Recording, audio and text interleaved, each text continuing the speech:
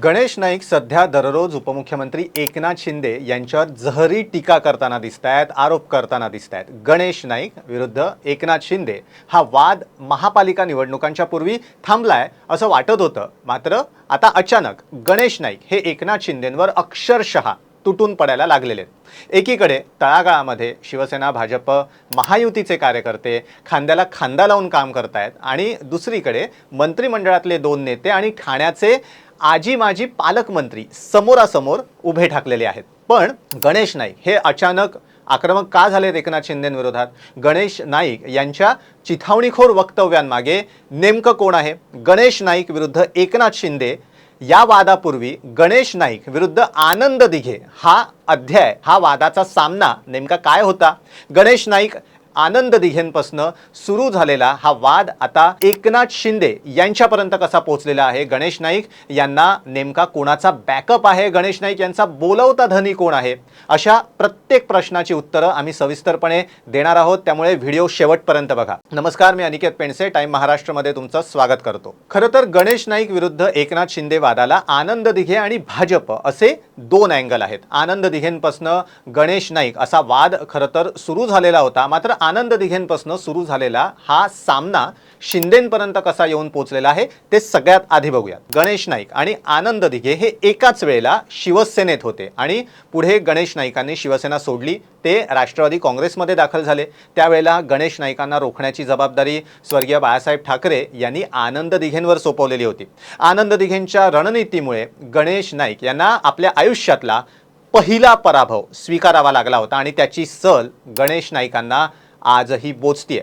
मला कपट करून हरवलं, मला फसवून हरवलं, मी जिंकलेलो होतो, पहिल्या फेरीत मला मताधिक्य जास्त होतं, असं गणेश नाईक हे आजही सांगतात। पुढे आनंद दिघे यांच्या निधनानंतर एकनाथ शिंदे ठाणे जिल्हा प्रमुख झाले आणि गणेश नाईकांचा झंझावात रोखण्याची जबाबदारी आनंद दिघे यांच्यानंतर एकनाथ शिंदेंकडे आली आणि तिथनंच सुरू झाला गणेश नाईक विरुद्ध एकनाथ शिंदे हा सामना। गणेश नाईक हे राष्ट्रवादी काँग्रेसमध्ये होते, सत्ताधारी होते आणि ठाणे जिल्ह्याचे पालकमंत्री होते आणि त्याच वेळेला एकनाथ शिंदे हे शिवसेनेचे ठाणे जिल्हा प्रमुख होते।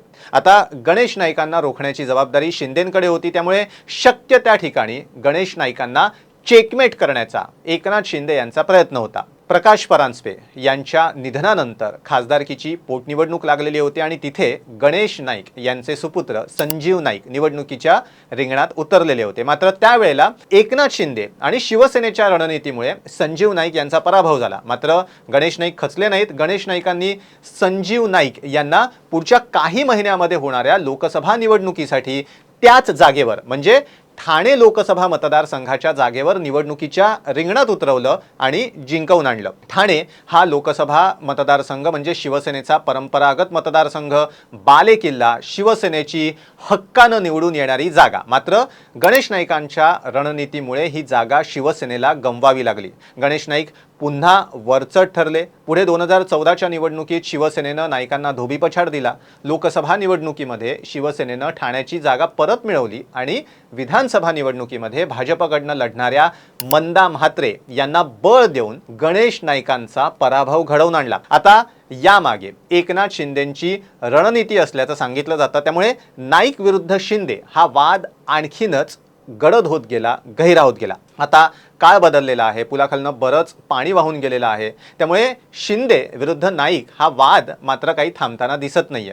खरं तर हा वाद सुरू झालेला होता शिंदे आणि नाईक यांच्या आधी म्हणजे आनंद दिघेंपासून। मात्र आता गंमत बघा, शिंदे आणि नाईक हे एकाच मंत्रिमंडळातले दोन सहकारी आहेत आणि तरी देखील हा वाद सुरूच आहे।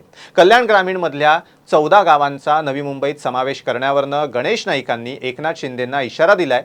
इतकंच नाही तर एकनाथ शिंदेंच्या ठाण्यामध्ये जाऊन गणेश नाईक यांनी जनता दरबार भरवायला सुरुवात केली आहे। गणेश नाईक हे एकनाथ शिंदेंना दररोज आव्हान देत आहेत, त्यांच्या मुलाला म्हणजे एकनाथ शिंदेंच्या मुलाला खासदार श्रीकांत शिंदे यांना माजी खासदार करू असा इशारा देत आहेत। एकनाथ शिंदेंचं नामोनिशाण ठाण्यातनं मिटवून टाकू असं आव्हान गणेश नाईक देताना दिसत आहेत। त्यामुळे गणेश नाईक विरुद्ध एकनाथ शिंदे या वादाला भाजप विरुद्ध शिंदे अशा महायुती अंतर्गत सामन्याची देखील एक किनार असल्याचं सांगितलं जात आहे। त्यामुळे आता शिंदे विरुद्ध गणेश नाईक या वादाचा भाजप अँगल काय आहे तो बघूयात। मित्रपक्षांच्या खांद्यावर बसून मोठं व्हायचं आणि मोठं झाल्यावर त्यांनाच साईड ट्रॅक करायचं, ही टीका भाजपवर काही नवीन नाहीये. आता ठाणे जिल्ह्यात म्हणजे थेट एकनाथ शिंदेंच्या बालेकिल्ल्यात त्यांना राजकीय त्रास द्यायचा, दबावाखाली ठेवायचं, शिंदेंची बार्गेनिंग पॉवर कमी करायची म्हणून भाजपनं गणेश नाईकांना ॲक्टिव्ह केलंय, अशी सर्रास चर्चा सुरू झाली आहे. कारण सोपं आहे, राज्यात सध्या भाजपसमोर खरं तगडं आव्हान आहे ते फक्त एकनाथ शिंदे यांचं. दोन्ही राष्ट्रवादी काँग्रेस, ठाकरे, मनसे किंवा इतर कोणताही पक्ष भाजपसाठी तितकी डोकेदुखी नाहीये जितके एकनाथ शिंदे आहेत. आता असं मी का म्हणतोय हेही सविस्तरपणे ऐका. सुरुवात राष्ट्रवादी काँग्रेसपासून करूयात. पुणे म्हणजे राष्ट्रवादी काँग्रेसचा बालेकिल्ला, पण तिथे दोन्ही राष्ट्रवादी काँग्रेस एकत्र असताना भाजपनं बाजी मारली. मराठवाडा, विदर्भ इथे राष्ट्रवादी काँग्रेसची ताकद फारशी उरलेली नाहीये. काँग्रेस राज्यभर संघटनात्मक दृष्ट्या कमकुवत आहे. सोबतीला अंतर्गत गटबाजी आहेच. ठाकरे बंधूंना मुंबईत भाजपला रोखता आलं नाही. बाकी महाराष्ट्रात त्यांची ताकद सध्या तरी मर्यादित आहे. ठाकरे बंधू एकत्र येऊन नेमका कोणता अजेंडा हाती घेणार आहेत, कोणतं धोरण हाती घेणार आहेत याबाबत अजून कोणतीही स्पष्टता नाही. आणि त्यामुळेच महाराष्ट्रात 100% भाजप हे स्वप्न पूर्ण करायचं असेल तर सगळ्यात मोठा अडथळा कोण आहे तर तो आहे एकनाथ शिंदे यांचा. आणि म्हणूनच जिथे शिंदेंची ताकद जास्त आहे त्या ठाण्यात अनेक फ्रंटवर त्यांची कोंडी करण्याचा, चेकमेट करण्याचा प्रयत्न सुरू आहे असं बोललं जात आहे. आता शिंदेंना ठाणे जिल्ह्यातच कात्रीत पकडण्याची सुरुवात कुठून झाली तर ती सुरुवात झाली रवींद्र चव्हाण यांच्या नियुक्तीपासून.